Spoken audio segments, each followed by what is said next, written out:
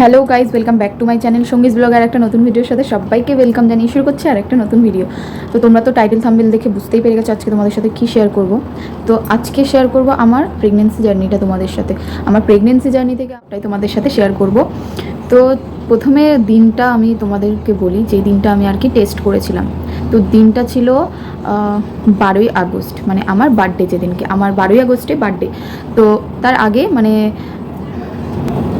তো সেই দিনগুলো তোমাদের সাথে শেয়ার করব।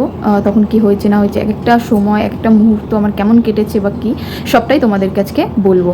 আর কি বলো তো, ওই দিনগুলো হয়তো আর এখন ফিরে আসবে না, কিন্তু দিনগুলো খুব ভালো ছিল। মানে এক একটা দিন হয়তো প্রথম কিছুদিন মানে কেটেছে যেরকম, কিন্তু তারপর থেকে যে দিনগুলো কেটেছিল খুব খুব ভালোই কেটেছিল, খুব ভালোই লাগতো। তো ভালোই লাগতো আর কি। যাই হোক, তো অনেকে ওই দিনগুলো একটা আলাদাই মানে লাইফের একটা পার্ট, মানে যেটা ফিরে আসে না কখনোই। আর হ্যাঁ, হয়তো আমাদের সেই টাইমটাতে অনেক কষ্টও হয়, অনেক কিছু মানে কষ্টও যেরকম হয়, একদিকে খুশিও তেমনি হয়। যে যত দিন আগে আসে তত খুশি হয়, মনের মধ্যে একটা আলাদাই খুশি জাগে। আর সবথেকে পৃথিবীর মা হওয়াটা একটা আলাদাই একটা অনুভূতি। সেটা তো যারা যারা আমার এই ভিডিওটা দেখছো, মা আছো যারা, এখনও যারা হওনি, তারাও আশা করি ভালো লাগবে আমার কথাগুলো, তারাও বুঝতে পারবে। তো যাই হোক, আমার প্রথম বলি আমার কবে আমি টেস্ট করেছিলাম। আর আমি তো ভিডিও দেওয়া বন্ধ করে দিয়েছিলাম, মানে যেদিনকে আমি ওটা টেস্ট করি তার হয়তো এক সপ্তাহ আগে বা কিছু আমি লাস্ট ভিডিও দিয়েছিলাম। তো তারপর থেকে তো আর ভিডিওই করতে পারিনি, জানি না কেন। যতদিন না আমি সেই টেস্ট করেছি ততদিন আমি বেশ ভালোই ছিলাম, মানে ঠিকঠাক ছিলাম। যেই দিনকে ওই টেস্ট করলাম মানে তারপর থেকে যেন মানে শরীরের মধ্যে একটা আলাদাই কিছু শুরু হয়ে গেল। মনে হলো যেন না না, আমি কিছু খেতে পারবো না, সেই মানে সাডেনলি মানে এরকম একটা হয়ে গেল। যাই হোক, তো 12ই আগস্ট ছিল আমার বার্থডে। আর আমি ভেবেছিলাম যে যেহেতু আমি সবটা অ্যাকচুয়ালি তো বলাটা সম্ভব না এখন, মানে ইউটিউবে সবটা বলাটা সম্ভব নয়, তবে আমার যেটুকুনি বলার সেটুকুনি বলবো। তো আমার ডেট পিছিয়ে ছিল যখন, তো আমি ভেবেছিলাম যে আর কদিন পর টেস্ট করব। তো আমি প্রায় 15-20 দিন পর আমি আমার যখন ওটা পিছিয়ে যায়, তখন আমি ভাবলাম যে 10-15 দিন পর আমার হাজব্যান্ডের সাথে কথা বলে তখন ভাবলাম যে না, আর কটা দিন পর দেখি কি হয় কি না হয়, তারপরে গিয়ে টেস্ট করব চলো। তো আমার সাথে আমার দিদি মা ওদেরকে সবাইকে বলেছিলাম এরকম এরকম হচ্ছে, তো এখনও কি করব।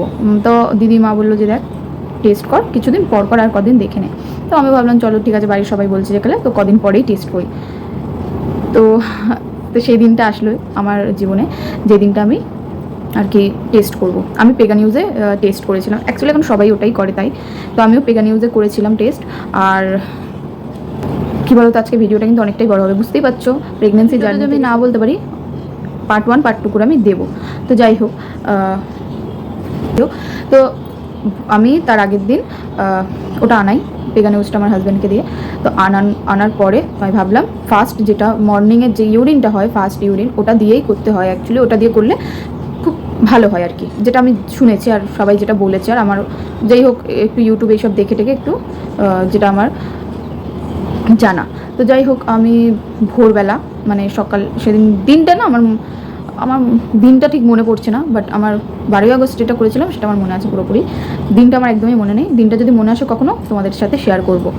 তো আমি সেই দিনটা মানে আমার পুরোপুরি রাতে ঘুম আসছে না কিছুতেই, মানে পরের দিন একটা মানে এইটা কাজ মানে টেস্ট করব, সেই জন্য আমার ঠিকঠাক মতো ঘুমও আসছে না কিছু। আমার বারবার আমার হাজব্যান্ড বলছে কী হবে টেনশন করছে। তো আমার হাজব্যান্ড বলছে মানে কিছু হবে না, সব ঠিক হবে। তো আমার বাড়ির ও বাড়িতেও সবাই মানে মা দিদি সবাই বলছে যে কিছু চিন্তা করিস না, সবই ঠিক হবে, সবটাই দেখবি ভালো হবে আর পজিটিভ আসবে। তো আমি তো খুব টেনশন করছি কী হবে। আর অ্যাকচুয়ালি আমরা বেবি প্ল্যানিং করছিলাম অ্যাকচুয়ালি, তো সেই কারণেও একটা মাথার মধ্যে টেনশন কাজ করছিলো যে কী হবে কি না হবে। তার আগে থেকে আমি একটু ডক্টরকেও দেখাচ্ছিলাম আর কি, মানে আমার সমস্যা কোনো রকম ছিল না, তবুও একটু ভিটামিন কোনো রকম এইসব ওষুধ চলছিল। যাই হোক, আমার তো হওয়ার পর আমি যখন সকাল হলো, সকাল তখন কটা বাজে, 5:30 কি 6টা হবে। তো আমি যখন পেগা নিউজের ওইটার কিটটা নিয়ে আর কি যাচ্ছি, তো আমার না হার্টবিট এত পরিমাণে বেড়ে গেছে, সে ধারণার বাইরে। যাই হোক, তো আমার হাজব্যান্ডকে আমি হাতটা চেপে ধরেছিলাম, আমি কী হবে বলছে যাও, আমি যাচ্ছি, তুমি একটু বাইরে দাঁড়াও, তুমি একটুখানে দাঁড়াও, ড্রয়িং রুমে দাঁড়াও, মানে আমি যাচ্ছি তুমি দাঁড়াও বাইরে। তো বলছে যাও না, কিছু হবে না, সব ঠিক হবে। তো আমি গেছি না, কী বলবো, আমার প্রচণ্ড হার্টবিট মানে বেড়ে যাচ্ছে, আমার মনে হচ্ছে এই আমার প্রাণটা না বেরিয়ে যায়। তো যাই হোক, আমি ওটা ইউরিনটা নিয়ে যখন ওটাই দিলাম, আমি 2 থেকে 3 ফোঁটা দিয়েছিলাম, যাই হোক। তো ওটা যখন না যাচ্ছে আস্তে আস্তে আস্তে আস্তে ওটা হচ্ছে, যতক্ষণ না ওটা হচ্ছে আমার যেন হার্টবিট বেড়ে যাচ্ছে। যখন ওটা রেড দুটো আর কি দেখালো লাইন, তো আমার চোখ থেকে রীতিমতো জল বেরিয়ে এসেছিলো। তো এতটাই খুশি হয়েছিলাম। তো আমি বাইরে এসে দেখালাম, আমার হাজব্যান্ডকে দেখালাম, সাথে সাথে আমি আমার মাকে দিদিকে ফোন করলাম, করে বললাম এরকম পজিটিভ হয়েছে। তো মা ওরা তখন বললো খুব ভালো, খুব খুশি হয়েছিল সেই দিন, মানে সবাই খুব খুশি হয়েছিল। তো আমার বাড়িতেও সবাইকে জানালাম, এই বাড়িতে দেওয়ার পর সবাই খুব খুব খুশি হয়েছিল। আর তার থেকে তো বেশি আমি আর আমার হাজব্যান্ড, মানে খুশির ঠিকানা ছিল না আমাদের। সবাই বললো সাবধানে থাকবি, আর খুব সাবধানে থাকবি, ভালো মতো থাকবি, আর ঠিকঠাক খাওয়া দাওয়া করবি, তো ঠিক থাকবে সব। আর বেশি চিন্তা করবি না, টেনশন নিবি না, একদম ফ্রি মাইন্ডে থাকবে। তো যাই হোক, আমি সেরকমভাবেই ছিলাম।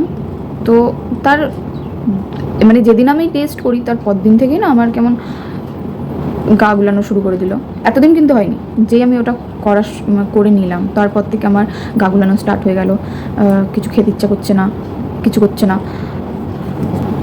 তো যাই হোক, সেদিনটা আবার আমার বার্থডেও ছিল, তো আমি কেক কাটিং করেছিলামও।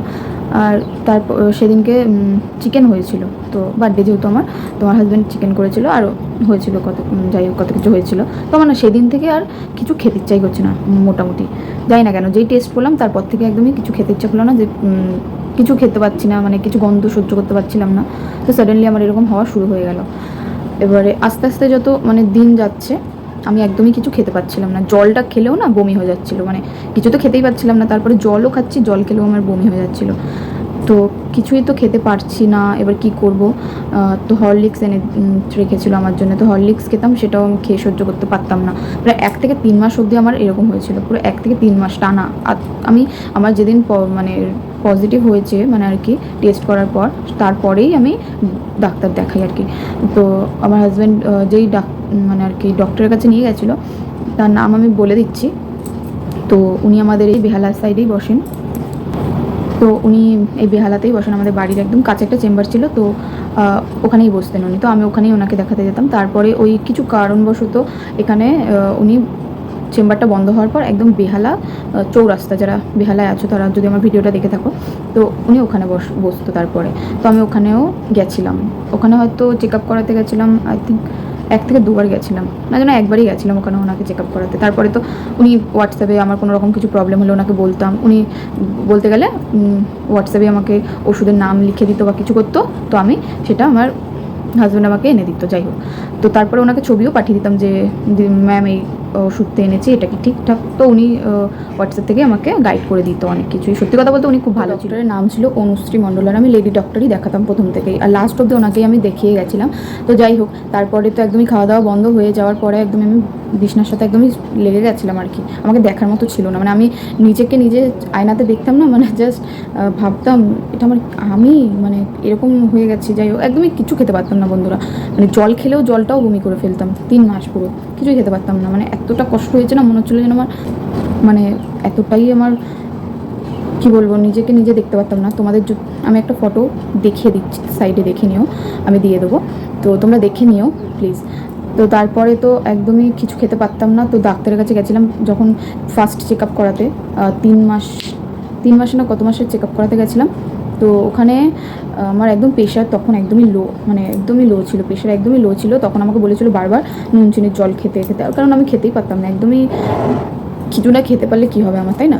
তো যার ফলে আমার প্রেশারটা একদমই লো ছিল, আর ওয়েট তো একদমই কমে গেছিলো, যা ওয়েট ছিল তার একদমই হাফ হয়ে গেছিলাম আমি, একদম মানে কি বিচ্ছিরি অবস্থা গেছিলো আমার ওই 3 মাস।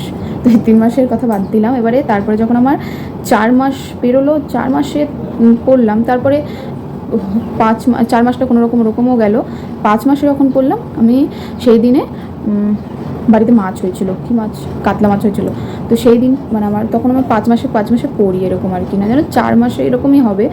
তো আমি একদিন মাছ রান্না হয়েছে, তো আমার মা মানে শাশুড়ি মা তো বলেছিল যে আজকে একবার মাছ খেয়ে দেখ যদি খেতে পারিস। আমার কি মনে হলো, আমি না খেতে পারবো না, যদি বমি হয়ে যায়। এত পরিমাণে বমি হতো, বমির থেকে ভয় পেয়ে গেছিলাম। আর তারপরেও আমার বমির ওষুধ চলতো পুরো একদম, আমি টানা আমার যতদিন না ডেলিভারি হয়েছে ততদিন আমি বমির ওষুধ কন্টিনিউ খেয়ে গেছি। আর যদি না খেতাম তো তাহলে আমার মানে খেয়ে একটা হ্যাবিট হয়ে গেছিলো, তো যার জন্য যেন মনে হতো কিছু খেলে যদি বমি হয়ে যায়, আর গলার কাছে যেন বেঁধে থাকতো কেমন একটা কিছু খেলে। তো যাই হোক, ওটা আমার একদমই চললো পুরো প্রেগনেন্ট, মানে যতদিন না ডেলিভারি হলো পুরো একদম শুরু থেকে শেষ অবধি আমার চললো বমির ওষুধ। তো দেওয়ার পর আমি সেই দিনটা ভয়ে ভয়ে অনেক খেলাম, একটুখানি প্রথমে মুখে দিলাম, দেখলাম না যে আমি তো খেতে পাচ্ছি। উফ, ওই দিনটা তারপরে আরেকটা জিনিস করেছিল, যেটা হচ্ছে কুমড়ো পাতা বাটা না কি একটা করেছিল। তো ওটা দিয়ে তো আমি একদম থালা ভর্তি ভাত খেয়ে নিয়েছিলাম, মনে হচ্ছে কত জনম খেতে পারি না, সেই একদিনে আমি মানে পারলে সব খেয়ে নিই এরকম হচ্ছিলো। তো সেই দিন আমি ওই পাতা বাটা দিয়ে ভাত খেয়েছি পুরো পেট ভরে একদম। তো দেওয়ার পর তারপর আমি আবার মাছ খেয়েছি, মাছটা একটু করে খেয়েছি, যদি বমি হয়ে যায় ভয় ভয় খেয়েছি। তো মাছের মাথা খেয়েছিলাম একটা, আমার মাছের মাথা খেতে খুব ভালো লাগে, তো সেই দিনে খেয়েছিলাম। বলছি তো মাছের মাথা খেতে ভালোবাসিস, খেয়ে দেখ একটা যদি পারিস খেতে। তো খেয়েছি, তো দেখলাম যে না, কোনো রকম তো বমি হয়নি। তার আগে অবশ্য ওষুধ খেয়েছিলাম আমি বমির, তো দেখলাম খেতে পাচ্ছি, গন্ধও নিতে পাচ্ছি। তারপরে ওই দিন পর থেকে আমি আস্তে আস্তে আস্তে আস্তে মাংস, একটু মাছ অল্প অল্প করে খাওয়া ফের শুরু করলাম।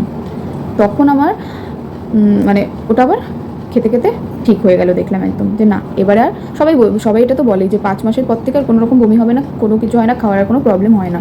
তো আমারও সেম ওটা হয়েছিল, তবে ওই যে বললাম যে বমির ওষুধ চলতো, সেটা চলতোই আর কি।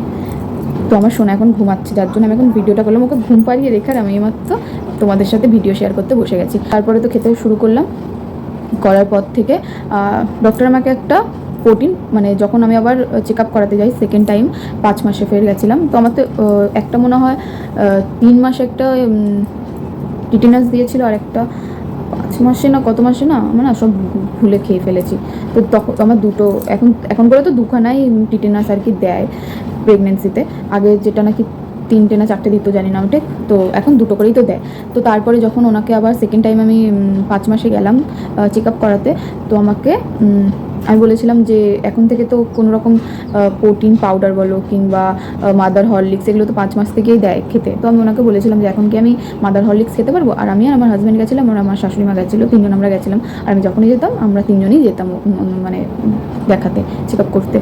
তো উনি বলেছিল যে তোমাকে যেটা দিচ্ছি সেটা সব থেকে ভালো জিনিস দিচ্ছি, মাদার হরলিক্সের থেকেও ভালো জিনিস, মাদার হরলিক্সের থেকেও ভালো সেটা। তো উনি দিয়েছিলাম যে আমাকে যেটা সাজেস্ট করেছিল ওটা হচ্ছে প্রোয়েন্স মম।